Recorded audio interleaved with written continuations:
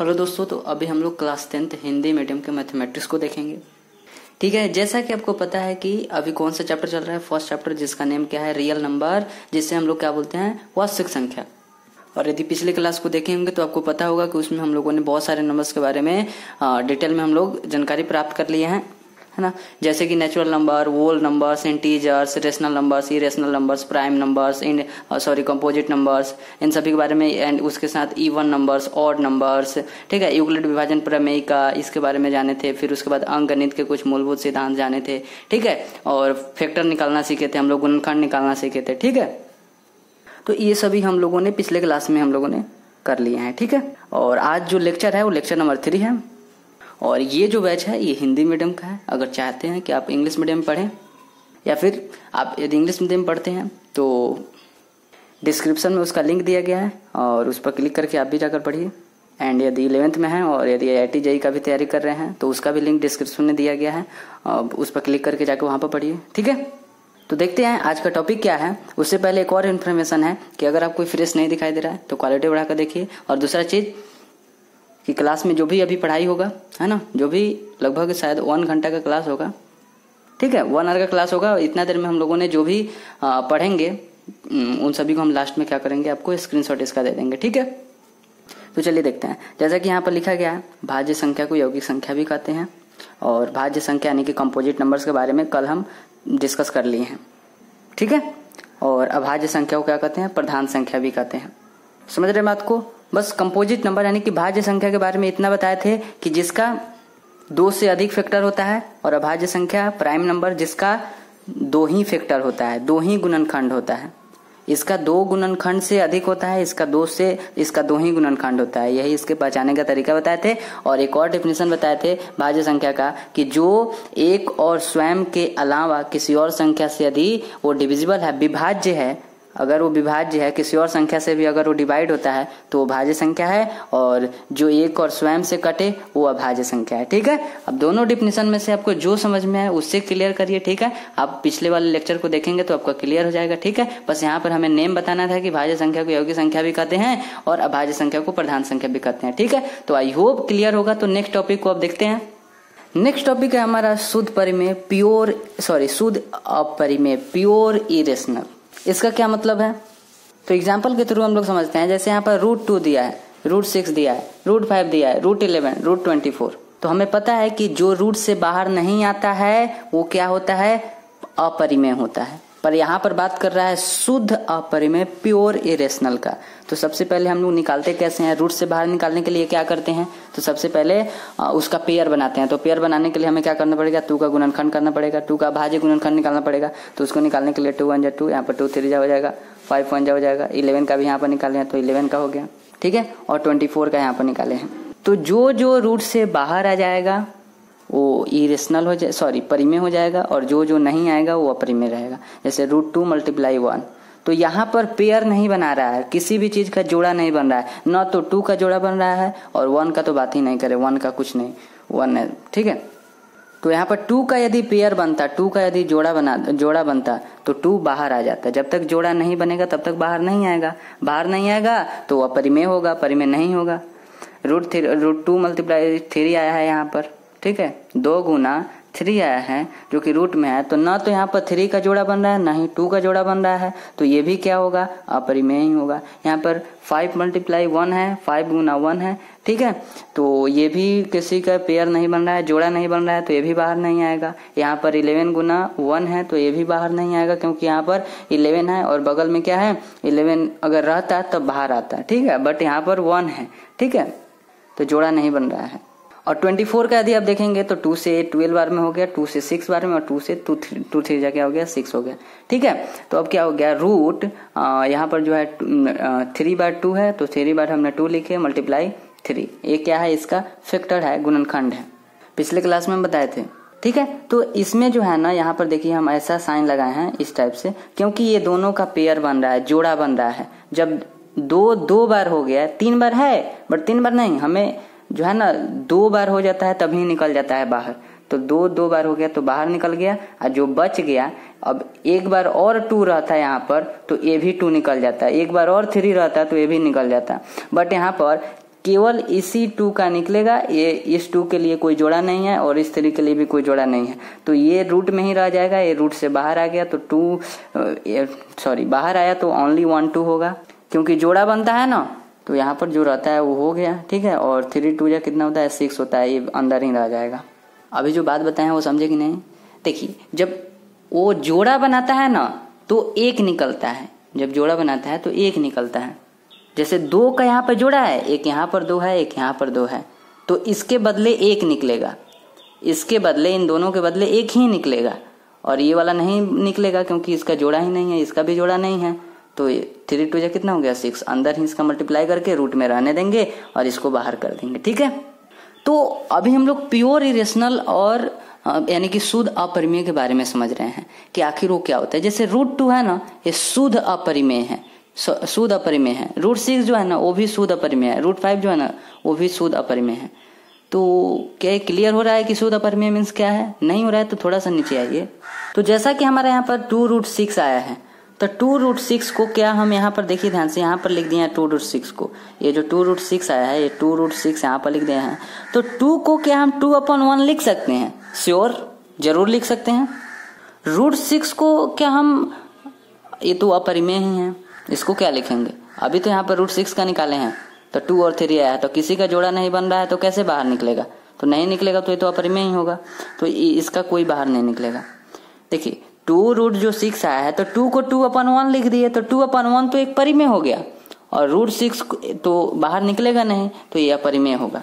तो हम यहाँ पर ये बताना चाहते हैं, है तो ये अपरिमेय है, ये दोनों मिलाकर दोनों को कहेंगे अपरिमेय, बट इसको क्या कहेंगे?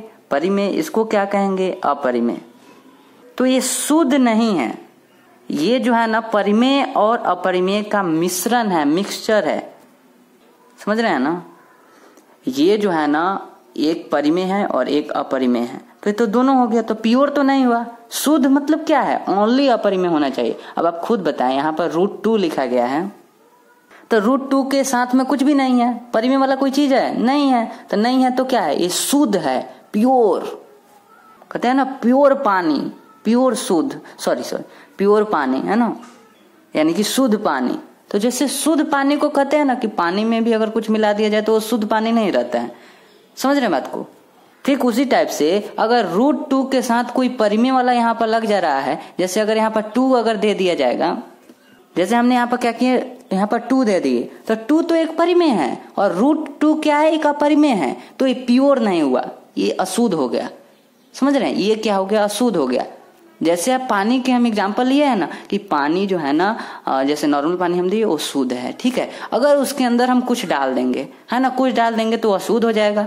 उसके अंदर जैसे हमने क्या किए, कोई जैसे हम बालू उसमें डाल देंगे, हो गया खत्म, वो प्योर नहीं हुआ, शुद्ध नहीं हुआ, वो तो अशुद्ध हो गया, ठीक है ना। उसी टाइप से अगर उस पानी में मिट्टी डाल देंगे तो अशुद्ध हो गया, और ओनली पानी आपको दिया जाए तो वो हुआ शुद्ध, प्योर हुआ। तो वही हम बात कर रहे हैं कि √2 जो है ना, √6 है जो है ना, √5, √11, ये सब क्या है? प्योर है, शुद्ध अपरिमेय है, ये सब शुद्ध अपरिमेय है। लेकिन अगर इसके साथ अगर 2 लग गया, मतलब कोई भी परिमेय वाला यदि लग जाएगा नंबर, है ना, तो क्या होगा? वो अशुद्ध बन जाएगा। तो अभी समझ में आया कि नहीं? शुद्ध परिमेय यानी कि शुद्ध अपरिमेय की प्योर इरेशनल, समझ में आया दोस्तों? तो आई होप समझ गए होंगे, है ना। तो ये अब क्या हो गया? ये प्योर नहीं है, ये प्योर नहीं, ये सब प्योर है, ये सब शुद्ध है, हाई प्योर नहीं है। तो इसको हम 2 को हटा देंगे, तो 2 को हटा दिए तो क्या हो गया? ये अब शुद्ध अपरिमेय, प्योर इरेशनल बन गया, ठीक है। तो प्योर इरेशनल तभी होगा जब उसके साथ कोई परिमेय वाला नहीं रहेगा, तब क्या होगा? वो प्योर इरेशनल होगा, प्योर शुद्ध अपरिमेय होगा। तो आई होप क्लियर हो गया होगा। इसी के साथ हमने √24 दिए थे, तो √24 का मीन्स क्या है?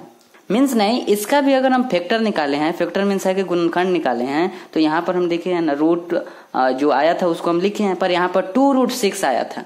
इन सभी में तो ऐसे कोई भी इसमें जोड़ा नहीं, पेयर नहीं बन रहा था, जोड़ा नहीं बन रहा था, तो ये सब बाहर नहीं आया, तो ठीक है। जो बाहर नहीं आया वो अपरिमेय है, तो ठीक इसमें भी किसी का जिसका जोड़ा बना है उसको लिखे हैं, और जिसका नहीं बना है उसको वैसा ही रहने दिए हैं, है ना। तो इसमें हम ये बताना चाहते हैं कि ये प्योर नहीं है, ये सब क्या है? प्योर है, ये प्योर नहीं है, ये शुद्ध नहीं है, क्योंकि इसके साथ एक परिमेय वाला आ गया, रेशनल आ गया, तो ये अब क्या हो गया? प्योर नहीं है, इम्प्योर है, अशुद्ध है। अशुद्ध क्यों है? क्योंकि एक परिमेय एक अपरिमेय हो गया तो ये अशुद्ध हो गया। एक परिमेय है और एक अपरिमेय है तो अशुद्ध हो गया। अब चलिए अब अशुद्ध वाले कंसेप्ट को समझते हैं। उसको समझने से पहले यहाँ पर जो बता रहे थे, जैसे 2√6 को यहाँ पर कहे थे ना बताने के लिए, तो जैसे 2 को हम 2/1 लिख सकते हैं। और जब P/Q के रूप में हो गया तो ये P/Q के रूप में हो गया ना, तो ये तो अब रेशनल हो गया, परिमेय हो गया। उसी टाइप से अब ये √6 है तो इसको तो P/Q के रूप में नहीं लिख सकते हैं, तो ये अपरिमेय ही रहेगा। ठीक है, तो यहाँ पर परिमेय और अपरिमेय हो गया। ये भी क्या है? ये प्योर नहीं है, ये शुद्ध अपरिमेय, प्योर इरेशनल नहीं है।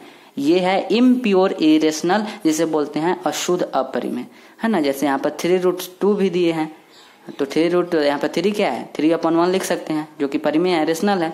और √2 क्या है? अपरिमेय है, क्योंकि √2 बाहर नहीं आएगा, क्योंकि √2 जोड़ा नहीं बनाएगा तो बाहर कैसे आएगा? ठीक है, तो आई होप समझ गए होंगे। देखिए मतलब ये सबको मिलाकर अपरिमेय ही कहेंगे, इसको भी अपरिमेय ही कहेंगे, सबको परिमेय और अपरिमेय को मिलाकर अपरिमेय ही कहेंगे। बट हमें समझना था कि इसमें ये वाला क्या है? परिमेय है, ये वाला अपरिमेय है। ठीक है, ठीक है, तो ये दोनों भी क्या है? इम्प्योर, यानी कि अशुद्ध क्या है? अपरिमेय संख्या है। ठीक है, अब हम किस कंसेप्ट पर चलेंगे? अब हम अशुद्ध अपरिमेय को समझेंगे, यानी कि इम्प्योर इरेशनल को। चलिए यहाँ पर देखिए ध्यान से, इम्प्योर या मिक्स्ड इरेशनल अशुद्ध अपरिमेय। तो अशुद्ध अपरिमेय का हम सीधा एग्जांपल दे दिए यहाँ पर 2√2, जो कि अभी हम ऊपर बता दिए हैं। आई होप आप समझ गए होंगे। ठीक है, तो 2√2, तो यहाँ पर 2 क्या है? 2/1 लिख सकते हैं, तो ये तो रेशनल हो गया, परिमेय हो गया। और √2 एक अपरिमेय है। ठीक है, ठीक उसी टाइप से 6√2 लिखे हैं, तो 6 यहाँ पर परिमेय है और √2 क्या है? अपरिमेय है। ठीक, तो ये वाला अपरिमेय है। ठीक है, अब क्या है? अगर आपसे पूछेगा कि ये दोनों क्या है, 2√2 क्या है? अपरिमेय है। अभी थोड़ा देर पहले क्या आपको बताएं कि भले ही इसमें एक परिमेय है और एक अपरिमेय है, तो दोनों को मिलाकर क्या कहेंगे? इस दोनों को मिलाकर अपरिमेय कहेंगे। इस दोनों को मिलाकर क्या कहेंगे? अपरिमेय कहेंगे। अगर परिमेय के साथ में अपरिमेय आ गया, जैसे ये परिमेय है और उसके साथ में अपरिमेय आ गया, तो अपरिमेय बना देगा। इस बात को आप याद रखिए कि अगर कोई परिमेय है उसके साथ में अगर कोई अपरिमेय आ गया तो हमेशा के लिए अपरिमेय हो जाएगा। जैसे ये हमेशा के लिए अपरिमेय हो गया, समझ रहे हैं। अगर 2 है, इसके साथ में हमने √2 यहाँ पर लाकर रख दिए, तो ये दोनों मिलकर क्या हो गया? अपरिमेय हो गया। तो क्वेश्चन में यदि पूछे कि 2√2 क्या है, तो अपरिमेय है। ठीक है, कौन सी संख्या है? तो अपरिमेय संख्या है। ठीक इसी टाइप से अगर ऐसा क्वेश्चन है कि 3 + √2, ये भी अपरिमेय होगा। ठीक है, क्यों अपरिमेय होगा? क्योंकि इसके साथ एक परिमेय है एक अपरिमेय है, तो दोनों को क्या कहेंगे? अपरिमेय कहेंगे। 3 क्या है? परिमेय है, क्योंकि 3 को 3/1 लिख सकते हैं, √2 तो आएगा नहीं बाहर, तो दोनों मिलकर क्या हो जाएगा? अपरिमेय बनाएगा। जैसे यहाँ पर क्या बोले हैं कि परिमेय के साथ अपरिमेय मिलेगा तो अपरिमेय बना देगा, तो यहाँ पर भी परिमेय है और अपरिमेय मिला, अपरिमेय बना दिया। ये परिमेय है, अपरिमेय मिला, अपरिमेय बना दिया। ये परिमेय है, ये अपरिमेय है, अपरिमेय बना दिया। √2/3, इसमें √2 क्या है? √2 अपरिमेय है, 3 क्या है? परिमेय है, मिलकर क्या बना दिया? अपरिमेय बना दिया।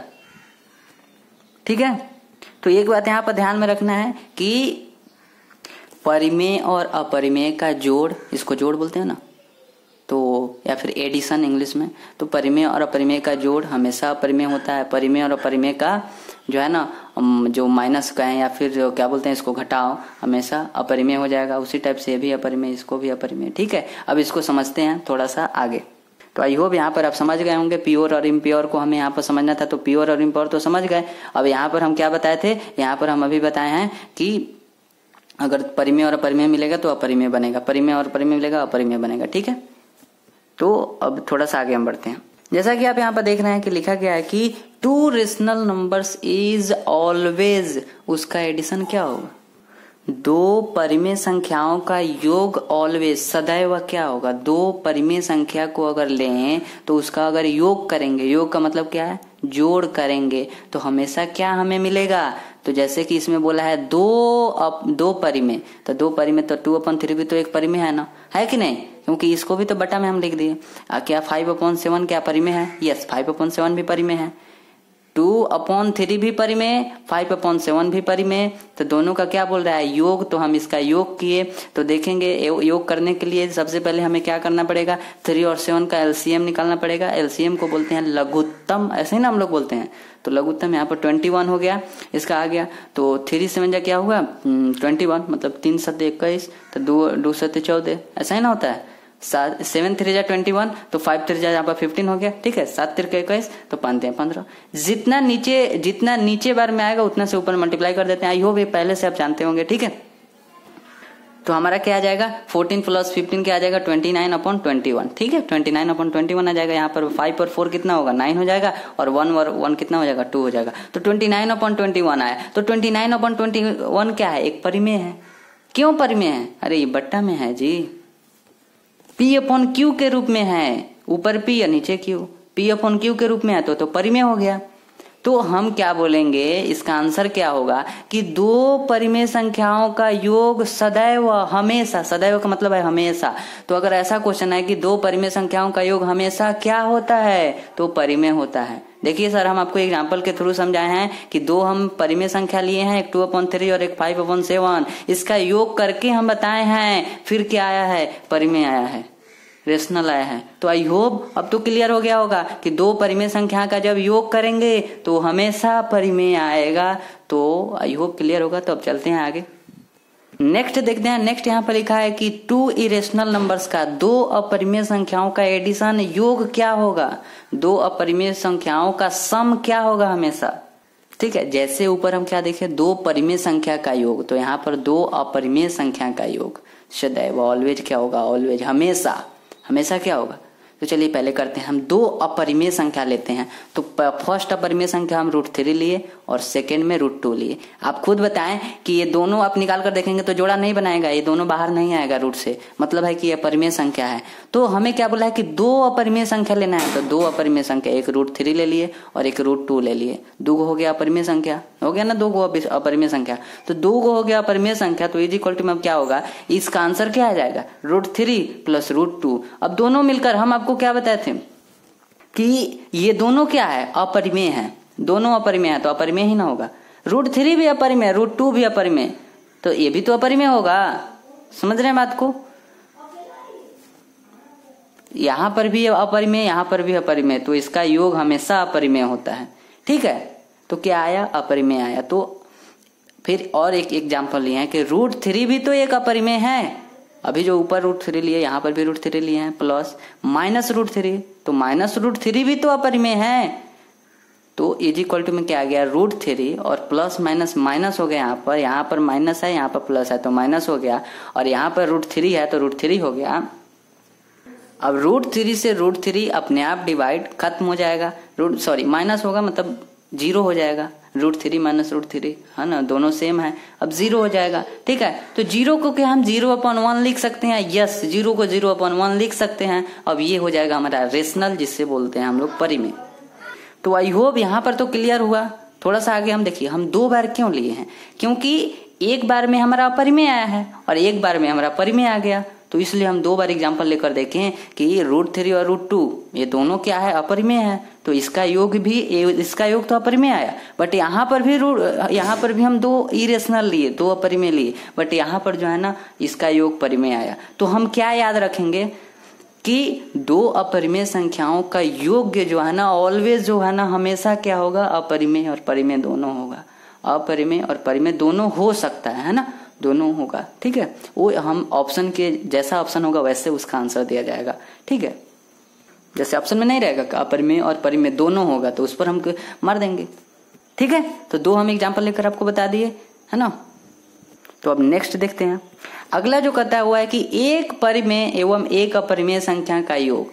अभी तक हम क्या देखे थे, सबसे फर्स्ट में देखे थे कि दो अपरिमेय संख्याओं का योग और दो परिमेय संख्याओं का योग। अब क्या हम देख रहे हैं कि एक कह रहा है कि एक परिमेय लीजिए और एक अपरिमेय लीजिए, अब फिर हमको बताइए कि उसका योग क्या होगा। तो चलिए यहाँ पर देखते हैं, 2/3 + √2। अब सबसे पहले क्या कहा है कि एक परिमेय, तो एक परिमेय ले लिए, 2/3 क्या है, परिमेय है, P/Q के रूप का है। और कराए एक अपरिमेय, तो जो रूट में रहता है, जो रूट से बाहर नहीं आता है वही तो अपरिमेय होता है। तो एक अपरिमेय संख्या लीजिए, तो एगो हम अपरिमेय संख्या ले लिए, एगो परिमेय संख्या ले लिए। अब जब दोनों का हम यहाँ पर क्या करेंगे, योग करेंगे, सम करेंगे, तो क्या आ जाएगा, जैसे 3 और यहाँ पर 1 है, अपन में 1 लिख सकते हैं ना, तो 3 और 1 का एलसीएम क्या होगा, 3 होगा, एंड 2 हो गया, और नीचे 3 है तो 3, तो क्या आ जाएगा, 1 3 जा, तो 3 से ऊपर मल्टीप्लाई करेंगे तो 3√2 आ जाएगा। तो दोनों का जब सम करेंगे तो क्या आ जाएगा, अपरिमेय आ जाएगा। समझ रहे हैं बात को?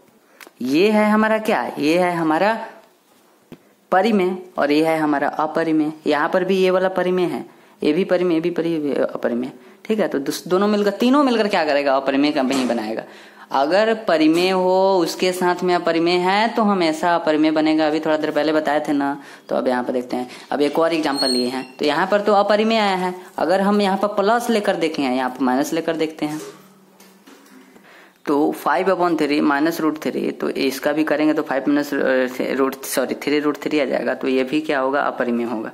ठीक है, तो 2 एग्जाम्पल लेकर देखे और दोनों में क्या आया, अपरिमेय ही आया। ठीक है, इसका मतलब है कि हमेशा आपको याद रखना है कि एक परिमेय और एक अपरिमेय संख्या का योग जो है ना, ऑलवेज हमेशा क्या होगा, अपरिमेय होगा।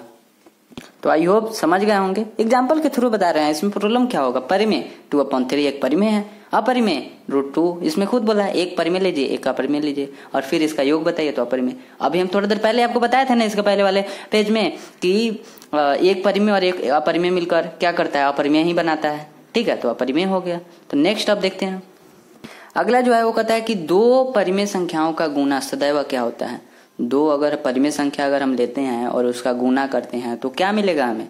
तो पहले तो हम 2 परिमेय संख्या लेंगे, तो 2 को करे परिमेय संख्या, तो एक को हम यहाँ पर ले रहे हैं 2/3, ये भी P/Q के रूप का है, तो मतलब है कि परिमेय है। और 7/11 ये भी P/Q के रूप का है, तो ये भी परिमेय है। तो दोनों परिमेय लिए। उसके बाद क्या बोला है, दोनों का गुना, तो हम गुना का इसमें साइन दे दिए। ठीक है, तो 2 7 जा कितना होता है 14 और 3 11 जा क्या होता है, या फिर 11 3 जा 33। ठीक है, 11 3 33 और 7 2 14, तो दोनों क्या, दोनों 14/33 आया, 14/33 आया ना, तो ये क्या है, परिमेय है। परिमेय है कि नहीं, आप खुद बताएं, परिमेय है कि नहीं। ये भी P/Q के रूप का है, तो ये भी तो परिमेय है, तो परिमेय हो गया। ठीक है, तो आपको क्या याद रखना है कि 2 परिमेय संख्याओं का गुना हमेशा परिमेय होता है। हमेशा क्या होता है, परिमेय होता है। तो आई होप समझ गए होंगे। तो आगे देखते हैं, आगे जो है वो कहता है कि 2 अपरिमेय संख्याओं का गुना सदैव क्या होगा।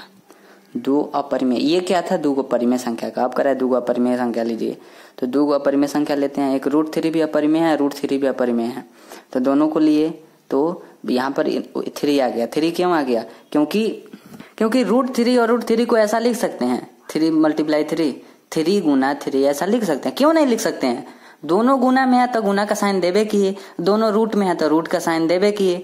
तो प्रॉब्लम क्या है, इसको भी यहाँ पर ले लिए, इसको भी यहाँ पर ले लिए। तो हम आपको क्या बताए थे कि जब रूट में 2 गो रहता है एक ही जैसन, तो बाहर निकल जाता है। सॉरी जी, मतलब रूट में जो है ना, 2 एक ही जैसा संख्या या फिर डिजिट होता है। जैसे ये है हमारा अंक, 2 है अंक, है ना, जैसे 3 और 3, तो 3 जब 2 गो है यानी कि जोड़ा में है तो बाहर एगो निकल जाएगा। ये जोड़ा में है कि नहीं, जोड़ा में है तो बाहर निकल गया। तो इसलिए आगे से आपको देख कर ही बता देना है कि अगर यहाँ पर 4 4 है तो यहाँ पर क्या हो जाएगा, 4 निकल जाएगा। ठीक है, देखते मात्र कह देना है। ठीक है, देख कर ही कह देना है, ऐसे नहीं निकालना है। ठीक है, जैसे यहाँ पर ऐसे था तो हम 3 × 3, अब कहें कि हाँ ये जो है ना जोड़ा बना रहा है, तो हम बोले थे कि हाँ बाहर निकाल देना है, तो निकाल दीजिए। ठीक है, तो निकल गया। अब 3 को क्या 3/1 के रूप में लिख सकते हैं, यस, 3 को 3/1 लिख सकते हैं। जब 3/1 लिख सकते हैं तो ये तो परिमेय हो गया।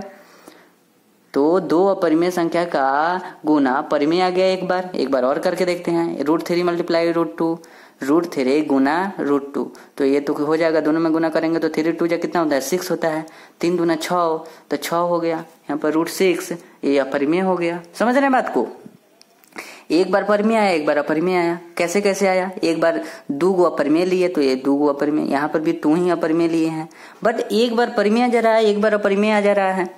तो यही आपको इसी बात को समझना है। ठीक है, कि 2 अपरिमेय संख्या का गुना ऑलवेज क्या होगा, सदैव, हमेशा जो है ना परिमेय और अपरिमेय होगा। ठीक है, तो याद रखना है कि अगर ऑप्शन में दे कि कभी परिमेय कभी अपरिमेय, तो ये भी करेक्ट हो जाएगा। कभी परिमेय आएगा या कभी अपरिमेय, अगर ऐसा ऑप्शन में दे तो ऐसा ऑप्शन में अब वाले पर करेक्ट कर देना है। ठीक है, ठीक है, तो आई होप क्लियर होगा। तो आगे बढ़ते हैं।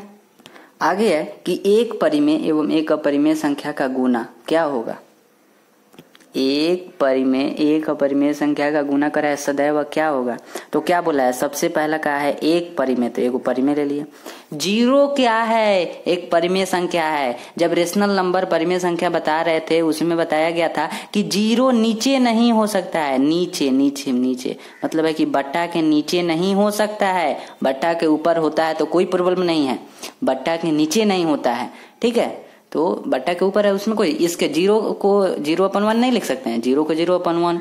तो करा है एक परिमेय तो एक परिमेय ले लिए, अगर है एक अपरिमेय तो एक अपरिमेय ले लिए। √3 अपरिमेय है, दोनों में मल्टीप्लाई होगा, गुना होगा तो 0 आ जाएगा। जीरो को क्या 0/1 लिख सकते हैं, जरूर लिख सकते हैं। जीरो को 0/1 क्यों नहीं लिख सकते हैं, 0 को 0/1 सबके बाटा में तो 1 है, तो 0/1 हो गया, ये परिमेय हो गया।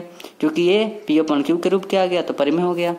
आगे देखते हैं, एक और जो दिया है कि √3 गुना 2, तो ये इस दोनों को मल्टीप्लाई गुना करेंगे तो 2√3 हो जाएगा। 2√3 क्या है, अपरिमेय है। तो ध्यान से समझे इस बात को कि एक परिमेय एक अपरिमेय संख्या का गुना सदैव जो है ना, सदैव क्या कहें, कभी परिमेय होगा कभी अपरिमेय होगा।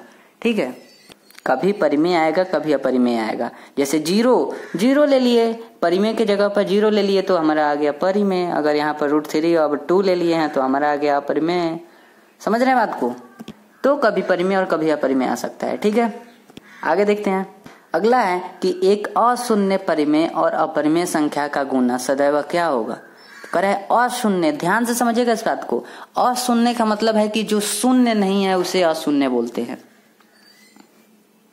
क्या बोले हैं, अशून्य। तो अशून्य का मीन्स क्या बोले हैं कि जो शून्य नहीं है वही अशून्य है। तो 2/3 क्या है, शून्य है। शून्य का मतलब क्या है, 0।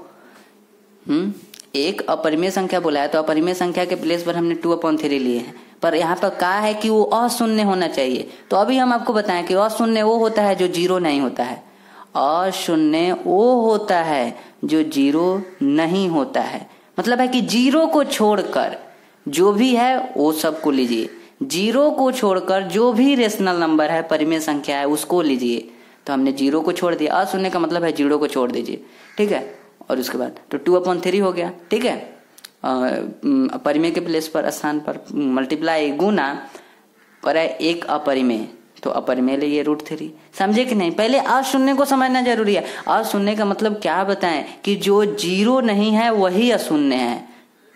क्या ये 0 है, 2/3 0 है, नहीं है, तो क्या है, अशून्य है। नहीं तो नॉर्मल से भाषा में आप समझिए लैंग्वेज में कि 0 को छोड़कर जो है उसको क्या बोलते हैं, अशून्य बोलते हैं। ठीक है, जो शून्य नहीं है या फिर शून्य को छोड़कर वही, तो करा अशून्य, तो अशून्य 2/3 ले लिए। ये 0 थोड़ी ना है, तो 2/3 ले लिए। उसके बाद करा है कि अपरिमेय, एक अपरिमेय लीजिए। √3 एक अपरिमेय है। अब क्या करेंगे, अब क्या आ जाएगा, ये वाला 2√3/3 है। अब इसका जब ये क्या हो जाएगा, अपरिमेय हो जाएगा। होगा कि नहीं, यहाँ पर एक परिमेय है एक अपरिमेय है, तो क्या हुआ, अपरिमेय होगा कि नहीं, तो अपरिमेय हो गया। तो ये भी याद रखना है, एक अशून्य परिमेय और अपरिमेय संख्या का गुना सदैव क्या होगा, सदैव ऑलवेज हमेशा क्या होगा, अपरिमेय होगा। ठीक है, इसके पहले वाले में क्या था, इसके पहले वाले में भी परिमेय था और अपरिमेय संख्या का गुना पूछा था, पर इसके पहले वाले में अशून्य नहीं लिखा था। यहाँ पर अशून्य नहीं लिखा था, ओनली परिमेय लिखा था, पर यहाँ पर अपरिमेय लिख दिया है। तो इसी बात को आपको ध्यान से समझना है कि क्योंकि एक ऐसा परिमेय है जो अपरिमेय के साथ यदि गुना होगा तो परिमेय बना देगा। तो 0 ही ऐसा परिमेय है जो अपरिमेय के साथ यदि गुना होगा, मल्टीप्लाई होगा तो परिमेय बना देगा। नहीं तो 0 के अलावा ऐसा कोई भी परिमेय नहीं जो गुना करने पर अपरिमेय को अपरिमेय होने से रोक दे।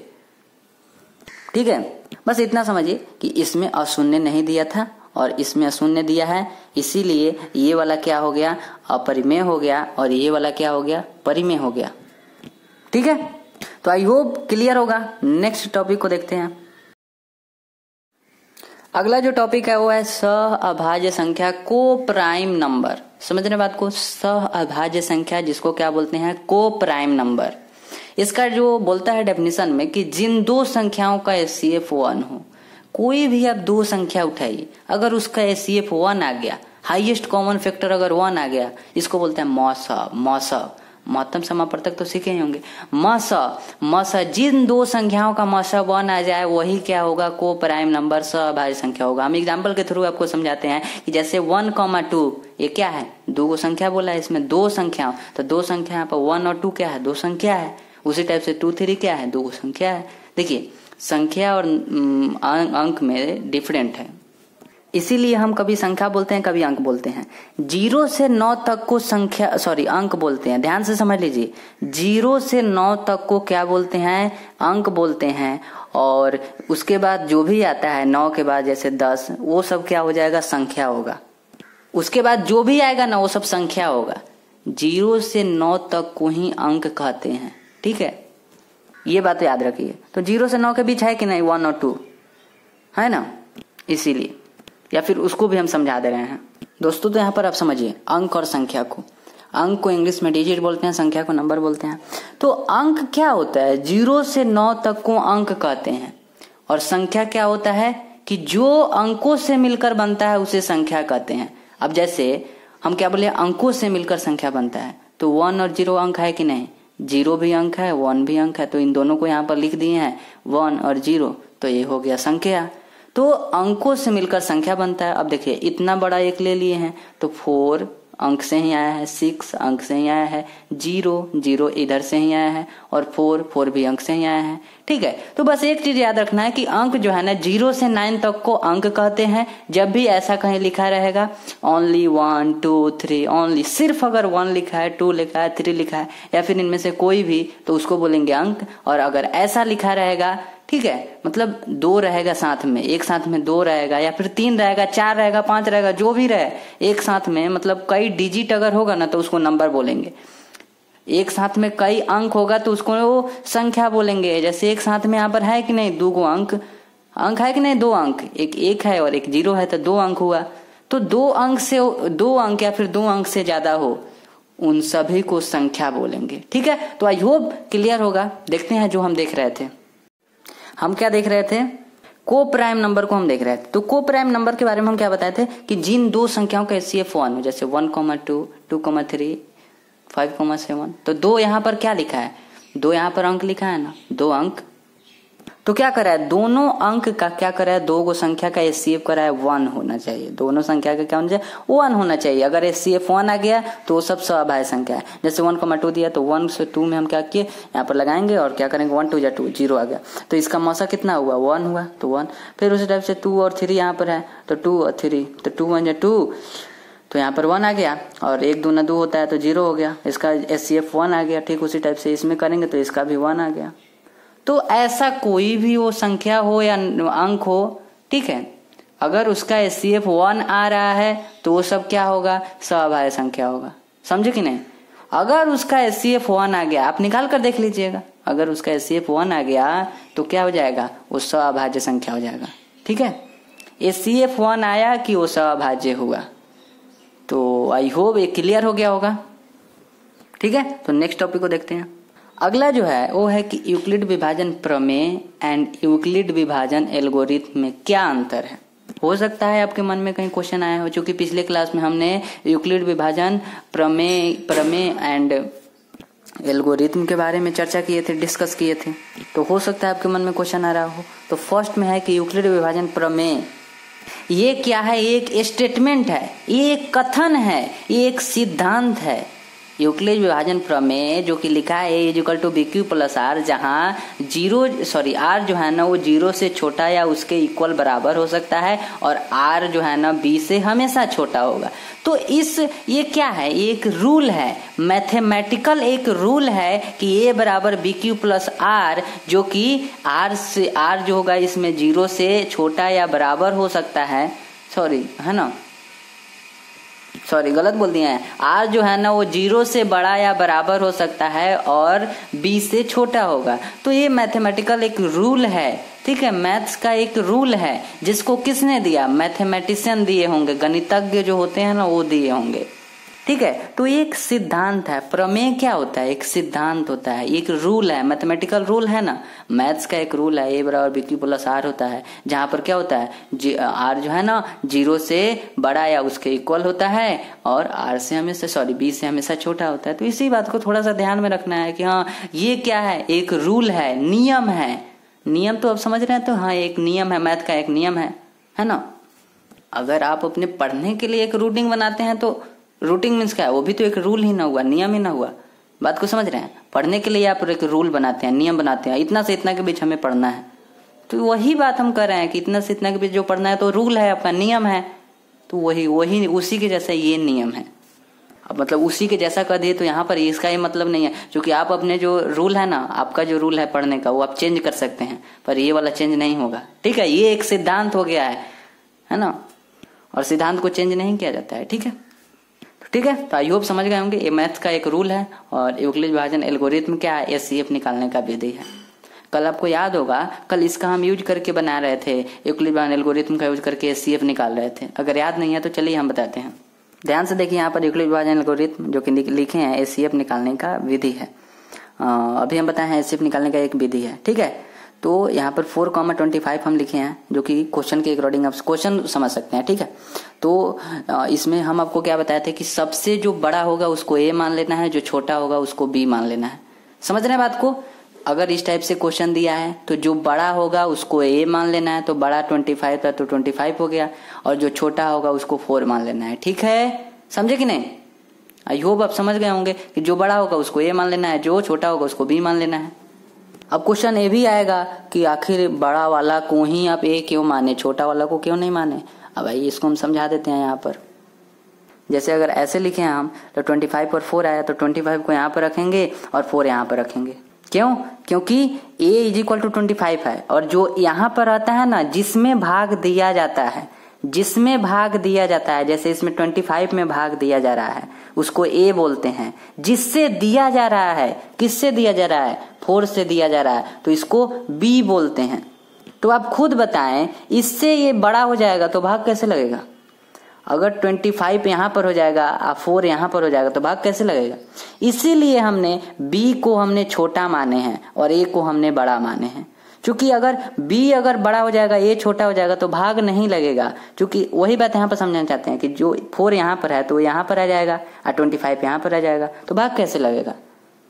है ना, छोटा से ना भाग लगता है। ये छोटा 4 है, 25 से छोटा, तो इससे ना भाग लगेगा। ठीक है, तो आइए समझ गए होंगे कि बड़ा वाला को 25 बड़ा वाला को ए मानना है, छोटा वाला को बी मानना है। ठीक है, और यहाँ पर क्या करेंगे आप, जैसा पिछले क्लास में हम निकाल कर बताए थे, है ना, कि 4 से लगाना है 25 में, तो हो गया 4 से क्या हो गया 24, और यहाँ पर 5 में से 4 जाएगा तो 1 हो जाएगा, तो 4 यहाँ पर आया, तो यहाँ पर 4 बार में यहाँ पर 0 हो जाएगा। ठीक है, तो इसका एचसीएफ कितना आया? जो लास्ट भाजक होता है ना, जो लास्ट, वही हमारा क्या हो जाता है?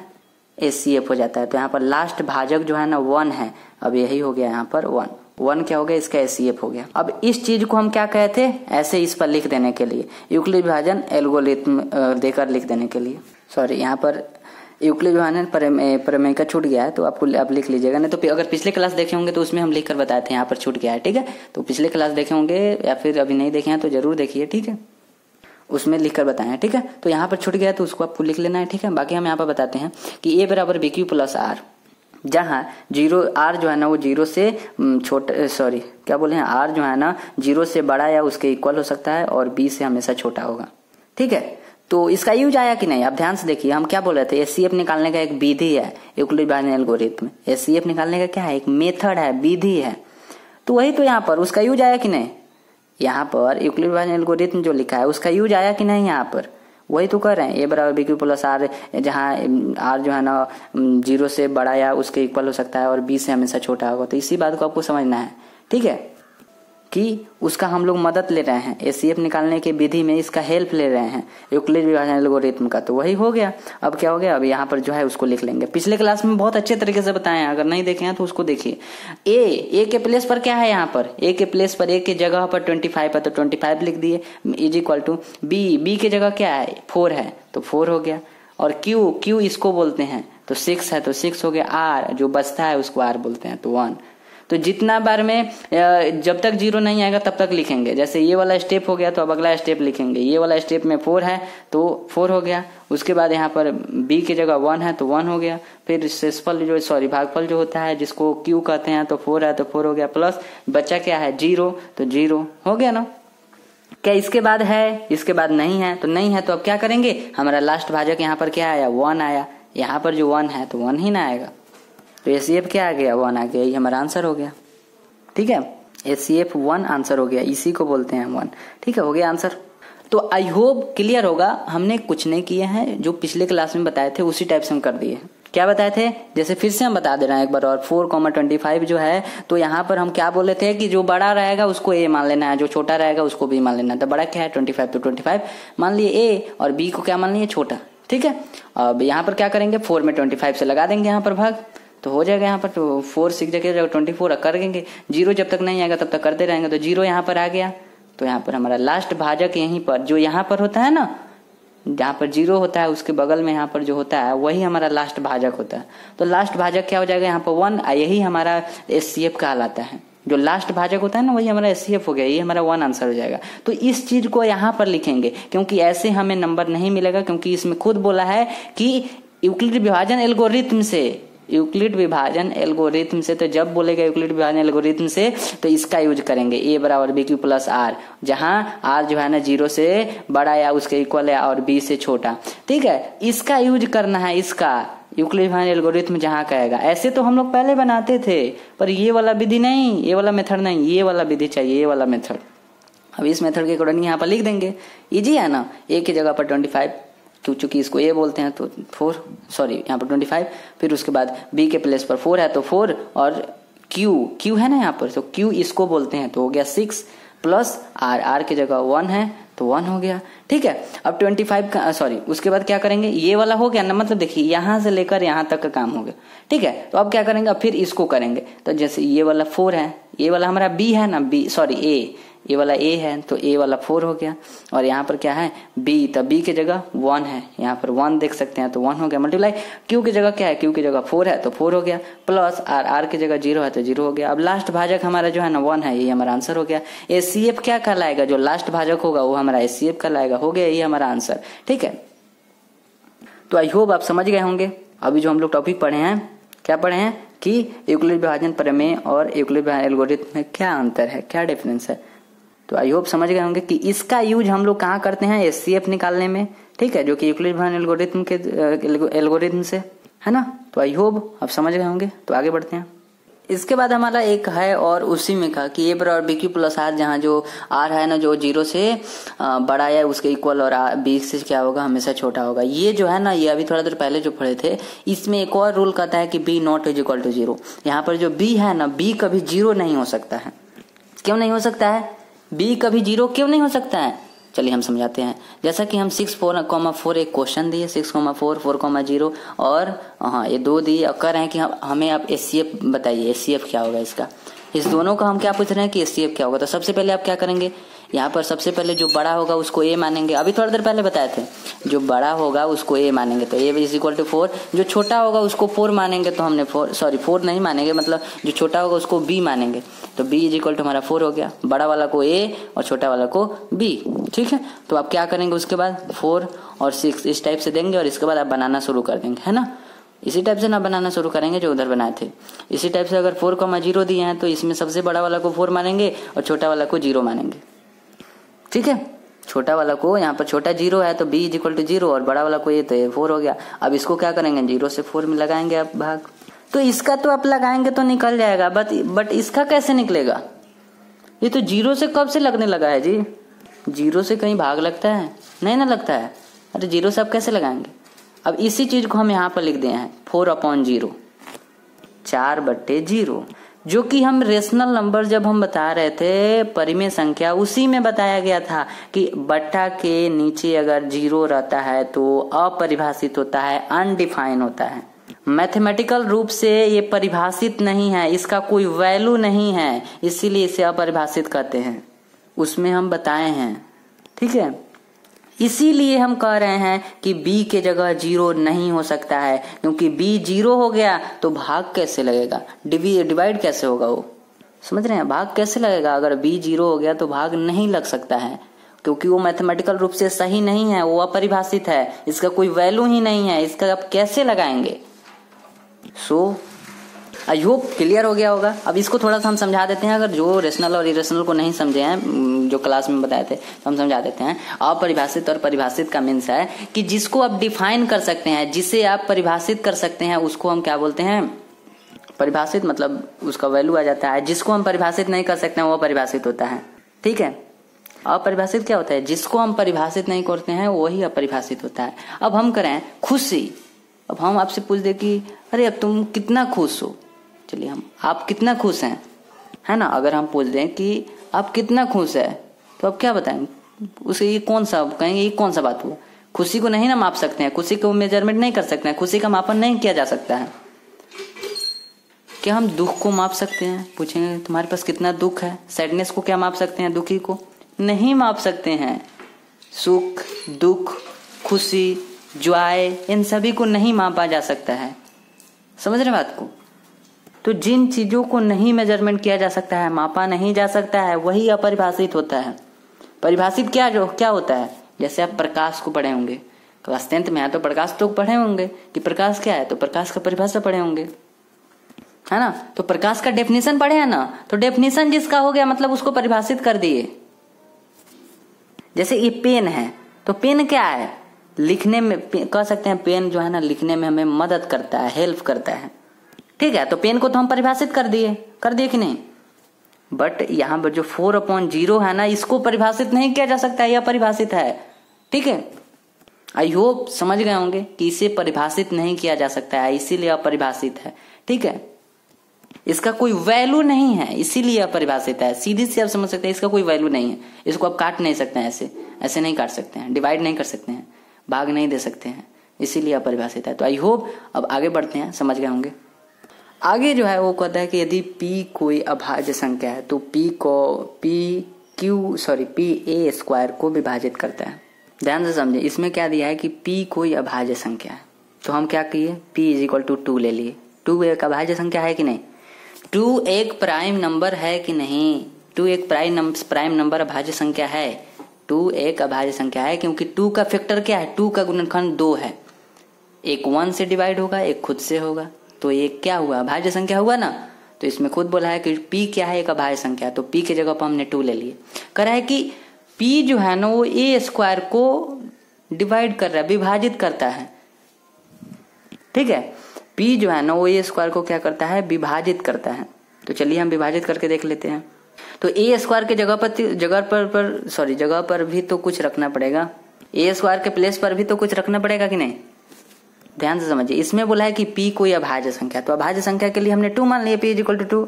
उसके बाद बोला है और p जो है ना a स्क्वायर को विभाजित करता है, तो p की जगह पर 2 लिए। उसके बाद कह रहा है a स्क्वायर को विभाजित करता है, तो a स्क्वायर = हम क्या ले लेंगे? 4 ले लिए। देखिए हम खुद से लिए हैं, और इस बात को आपको ध्यान से समझना पड़ेगा कि स्क्वायर है, स्क्वायर का मतलब है कि 2 बार जो होता है उसी को हम यहाँ पर ले सकते हैं, जो 2 बार होगा उसी को हम यहाँ पर ले सकते हैं। 2 × 2 तभी ना 4 आएगा। इसी बात को यहाँ पर ध्यान से समझिए। इधर हम लिखे हैं कि a स्क्वायर = यदि यहाँ पर क्या लिखे हैं? 16 लिखे हैं, तो 16 कब होगा? जब 4 का मल्टीप्लाई 2 बार होगा, तब 16 आएगा। क्योंकि इसको आपको ध्यान से समझना है, क्योंकि a स्क्वायर कह रहा है, यहाँ पर भी ध्यान से देखिए, a स्क्वायर बोल रहा है।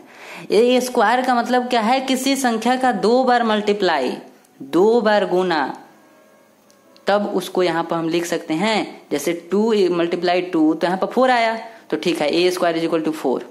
ठीक है, a स्क्वायर = 16 लिए है, तो 16 भी तो किसी संख्या का मल्टीप्लाई है, 4 × 4, 4 × 4। a स्क्वायर = अगर हम 2 लिए हैं तो 2 किसको गुना करेंगे कि आपको 2 आएगा? ऐसा कौन सा संख्या है जिसको 2 बार गुना किया जाएगा तो 2 आएगा? ऐसा कोई नहीं है, इसीलिए 2 जो है ना यहाँ पर नहीं लिखा जाएगा, ये गलत होगा, ये गलत होगा। a स्क्वायर = वही संख्या लेना है, a स्क्वायर = यहाँ पर वही संख्या लेना है जो किसी संख्या का 2 बार गुना हो, जो किसी संख्या का 2 बार मल्टीपल हो, गुना हो। समझ रहे बात में? ए स्क्वायर इज इक्वल टू वही लेना है जो किसी संख्या का 2 बार गुना हो, ठीक है, इसीलिए हमने यहाँ पर 4 ले लिए, ठीक है। अब हम जहाँ पर थे टॉपिक पर उसको हम ध्यान से समझते हैं। जैसे इसमें बोला है पी कोई अभाज्य संख्या, तो हमने अभाज्य संख्या के लिए 2 ले लिए, अभाज्य संख्या बोला है तो हम ले लिए अभाज्य संख्या 2, ठीक है। और p जो है ना ए स्क्वायर को डिवाइड कर रहा है, विभाजित कर रहा है, तो ए स्क्वायर इज इक्वल टू हमने 4 ले लिए, ठीक है। उसके बाद यहाँ पर जो बोला है पी स्क्वायर को विभाजित करता है, तो हमने क्या किए, उसमें खुद बोला है जो p है ना वो ए स्क्वायर को डिवाइड कर रहा है, विभाजित कर रहा है, जो p है वो इसको विभाजित कर रहा है, तो p को क्या करेंगे, नीचे लेंगे, तो p इज इक्वल टू 2 है तो उसको नीचे ले लिया, ऊपर 4 ले लिया, अब डिवाइड कर रहा है। ये बात याद रखिए कि जिससे भाग दिया जाता है ना वो नीचे रहता है, तो जो हम भाग 2 से दे रहे हैं तो ऊपर 4 रहेगा, नीचे 2, तो 2 से भाग दे 2 दूना 4, 2 यहाँ पर आया ना, 2 से कटेगा ना 2 बार में, तो 2 दूना 4। तो क्या बोल रहा है, पी ए स्क्वायर को विभाजित करता है, तो कर दिया कि नहीं, आप खुद बताएं, कर दिया कि नहीं, विभाजित किया कि नहीं। पी इज इक्वल टू हमने 2 लिए, ए स्क्वायर इज इक्वल टू 4 लिए। अब कह रहा है कि यहाँ पर कह रहा है कि पी जो है ना ए स्क्वायर को विभाजित करता है। कौन किसको विभाजित करता है, पी ए स्क्वायर को करता है, पी क्या करता है, ए स्क्वायर को करता है। तो पी की जगह पर 2 है तो हमने 2 दिए नीचे, और ए स्क्वायर की जगह 4 है तो हमने 4 दिया, ठीक है। कभी भी जिससे भाग दिया जाता है वो नीचे रहता है, तो हमने नीचे दे दिए 2 को, और जिसमें दे रहे हैं उसको ऊपर रख दिए, तो 2। अब क्या कर रहा है, उसके बाद करता है तो P जो है ना A को भी विभाजित करेगा। उसके बाद क्या कहता है, तो P जो है ना वो A को भी विभाजित करेगा। ओनली कह रहा है कि P और A को विभाजित करेगा। समझिएगा बात को ध्यान से, P बोला है ना, P A को विभाजित करेगा, तो P इज इक्वल टू हमने 2 लिया और A इज इक्वल टू 2 लिए, ठीक है। P इज इक्वल टू जो 2 लिए थे वही रहेगा, बट A के जगह हमने 2 लिया, क्योंकि यहाँ पर A स्क्वायर है, तो ए भी तो स्क्वायर है ना 2 का, ए स्क्वायर इज इक्वल टू 4 है, तो 4 का आधा हम यहाँ पर 2 लेंगे ना, क्योंकि ए स्क्वायर का आधा 1 हो गया, हाफ 1 हो गया, तो यहाँ पर आधा हो गया 2, ठीक है। सेकेंड में क्या बोला है कि P जो है ना ए को विभाजित करता है, P A को, तो P इज इक्वल टू तो पहले से हम 2 लिए हैं तो उसी 2 को रखेंगे, और उसके बाद कहता है A को विभाजित करता है, ओनली A को, तो ओनली A को 2 ही ना लेना पड़ेगा, चूंकि आप यहाँ पर ध्यान से देख सकते हैं, यहाँ पर 4 जो है ना वो मल्टीपल है, गुना है 2 बार का, स्क्वायर दिए हैं तब 4 लिखे हैं। अगर ओनली ए रहता तो इसको 2 लिखेंगे कि नहीं। यहाँ पर समझिए कि ए स्क्वायर इज इक्वल टू हम 4 लिए हैं, तो ए इज इक्वल टू स्क्वायर हटता है तो इधर रूट आ जाता है, तो इधर हमने √4 लिख दिए, तो √4 का जो वर्गमूल होगा वो 2 होगा। अभी भी समझ में आया कि नहीं, ए स्क्वायर इज इक्वल टू हम 4 लिए हैं, पहले ए स्क्वायर इज इक्वल टू 4 लिए हैं, तो अब हमें ए का वैल्यू ज्ञात करना है, ए हम कितना ले, तो यहाँ पर देखिए ए इज इक्वल टू, अब स्क्वायर था तो √4 हो गया, तो √4 इज इक्वल टू 2 हो गया, √4 का वर्गमूल 2 होता है, तो कितना आया, ए इज इक्वल टू 2 आया कि नहीं, तो ए इज इक्वल टू 2 आया तो हम ए इज इक्वल टू 2 ले लिए। अब क्या कहता है कि पी जो है ना ए को विभाजित करता है, तो पी हम फिर नीचे लेंगे और ए ऊपर लेंगे, डिवाइड करेंगे, 1 फिर से विभाजित कर दिया।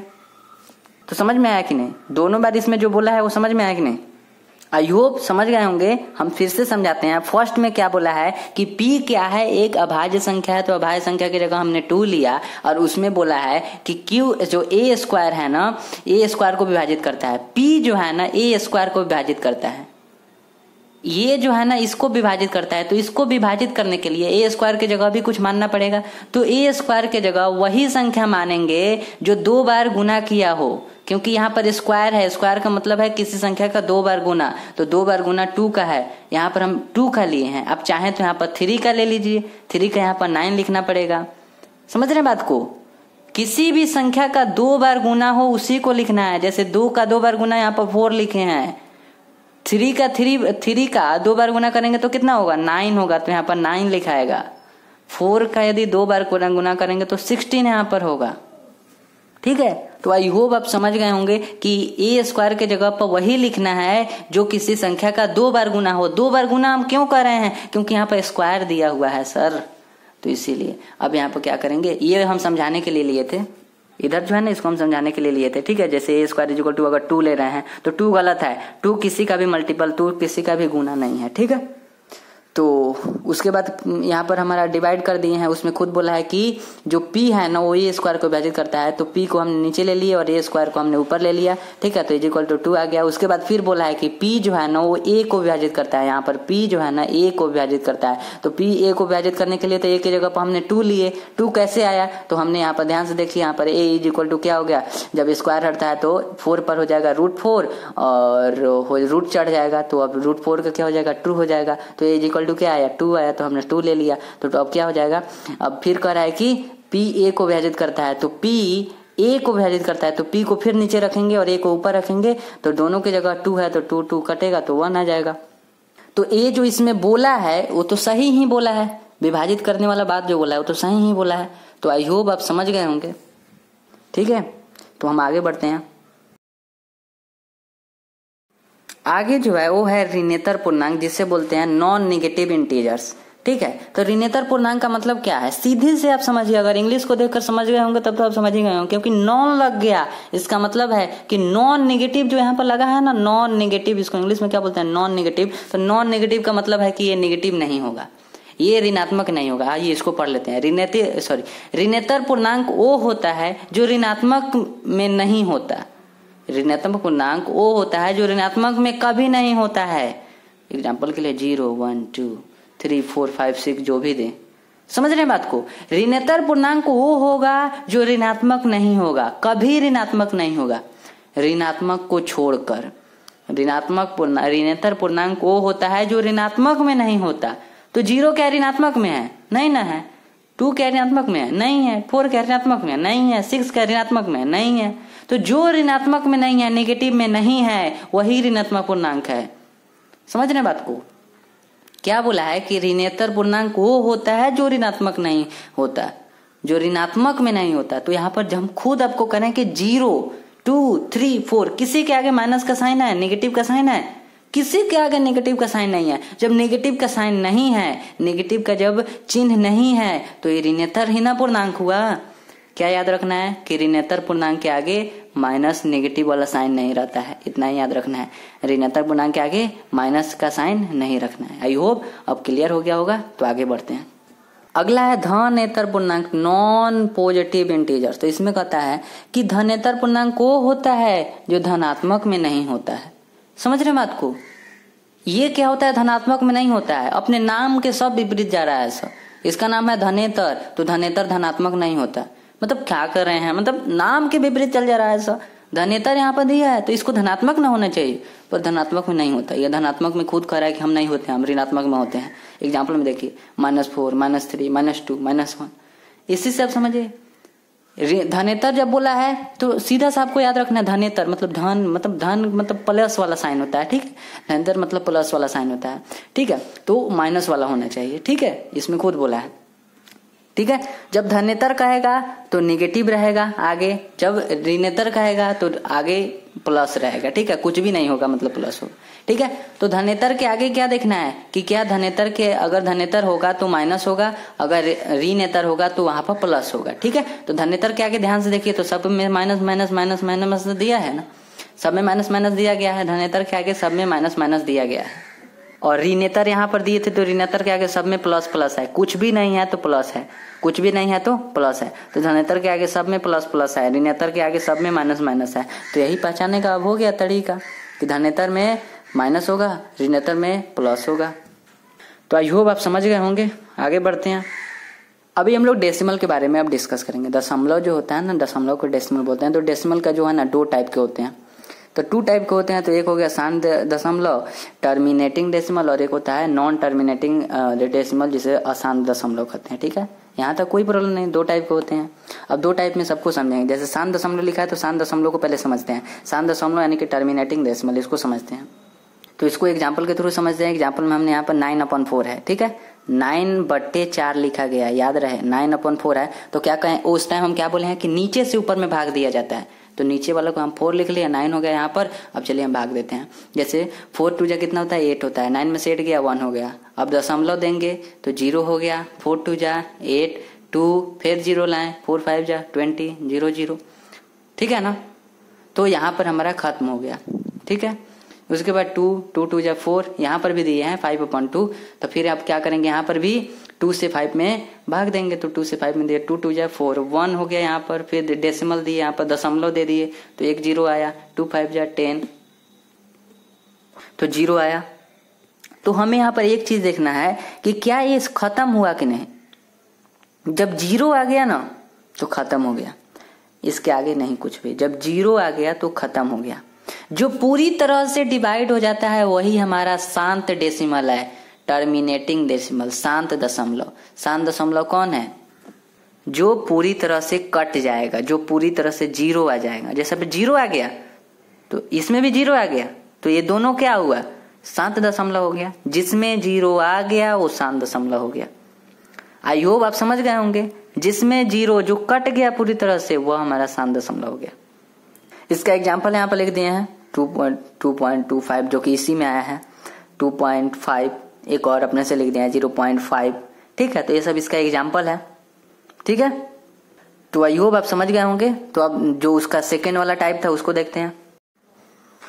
क्लास को यहीं पे एंड करते हैं। ठीक है, ऑलमोस्ट 1 आवर का क्लास हो चुका है। तो सबका आप स्क्रीनशॉट ले लीजिए। ठीक है, इसके आगे कल की क्लास में कंटिन्यू करेंगे। ठीक है, यहाँ से हुआ था क्लास से शुरू, यहाँ से लीजिए। सबसे फर्स्ट वाला है, आई होप हो गया होगा। उसके बाद उसी में का है, आई होप ये भी ले लिए होंगे। उसके बाद ये वाला है, आई होप ये भी ले लिए होंगे। इसको लीजिए, आई होप ये भी ले लिए होंगे। उसके बाद ये वाला लीजिए, आई होप ये भी ले लिए होंगे। उसके बाद ये वाला है, आई होप ये भी ले लिए होंगे। उसके आगे ये वाला है, आई होप ये भी ले लिए होंगे। उसके बाद ये वाला है, आई होप ये भी ले लिए होंगे। फिर उसके बाद हो गया ना। उसके बाद हमने डिजिट और नंबर, अंक और संख्या के बारे में बताए थे, आई होप ये भी ले लिए होंगे। उसके बाद ये वाला था, आई होप ये भी ले लिए होंगे। उसके बाद ये वाला है, हो गया। उसके बाद ये वाला लीजिए। उसके बाद ये वाला है, इसी में ये थोड़ा छूटा हुआ था, इसको लीजिए, हो गया।